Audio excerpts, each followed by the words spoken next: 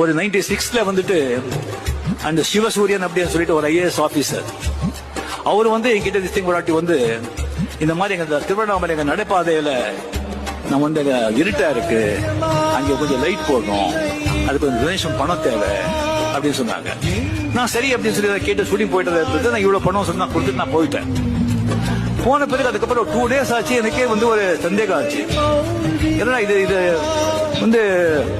அவர் எவ்வளவு அந்த பணம் ரைட்ஸ் போடுறதுக்கு எதாவது சமாஜம் ஒன்னும் கேட்காம நான் இவ்வளவு கொடுத்துட்டேன்னா ஜாஸ்தியா கொடுத்தேனா கம்மியா கொடுத்தேனா தெரியல அப்படின்னு சொல்லிட்டு அவர் நான் மறுபடியும் கூப்பிட்டு அவர் ஊர்ல இருந்தாரு.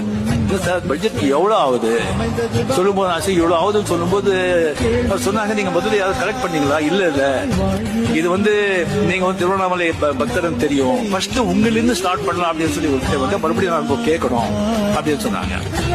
நான் சொன்னேன், இல்ல ஃபுல் பணம் கம்ப்ளீட் பண்ணாம நானே கூப்பிட்டுறேன் அப்படின்னு சொன்னேன்.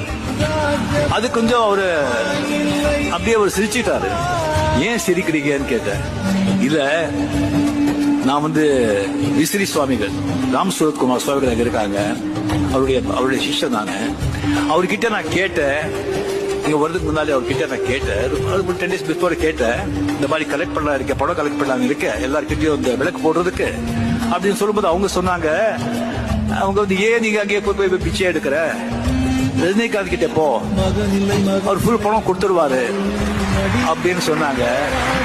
அவர் அப்படின்னு சொன்னாங்கன்னு சொல்லி முதல்ல உங்ககிட்ட சொல்லியிருந்தால அது இன்னும் இது மாதிரி இருக்கும், அதனால சொல்லலன்னு சொன்னாங்க. இதுதான் சித்தர்களுடைய பவர். ஒருத்தருடைய மனசுக்குள்ள போயிட்டு என்ன சொல்லணும் என்ன பேசணும் அப்படின்னு சொல்லி